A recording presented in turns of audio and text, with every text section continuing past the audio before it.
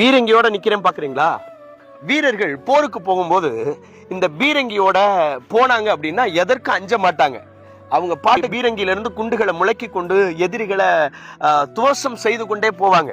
So ஒரு பீரங்கி அவங்க கூட இருந்தாலே அவங்க பலமுள்ளவங்களா இருக்கிறாங்க அப்படின்னா கர்த்தர் நம்ம கூட இருக்கிறார்னா, யோசுவாவுக்கு ஆண்டவர் அதைத்தான் சொன்னாரு.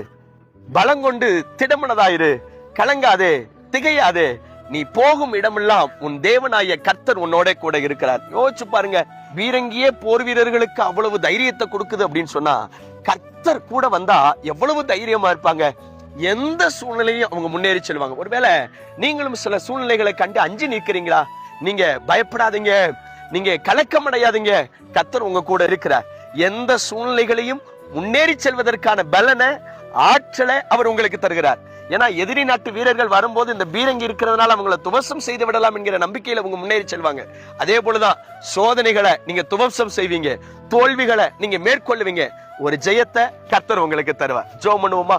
கிருபையும் இரக்கம் நிறைந்த நல்ல ஆண்டவரே, இந்த வேளையில சில சூழ்நிலைகளை கண்டு கலங்கி போயிருக்கிற மக்களுக்காக நாங்கள் ஜெபிக்கிறோம். ஆண்டவரே, சோர்ந்து போய்விடாதபடி நீங்க கூட இருக்கிறீங்கிற நம்பிக்கையோடு அவர்கள் முன்னேறி செல்ல கர்த்தர் அனுக்கிரகம் செய்யும். இயேசுவின் நாமத்தில் பிதாவே, ஆமென், ஆமென். பயப்படாதீங்க, பலமுள்ள ஆண்டவர் உங்களோட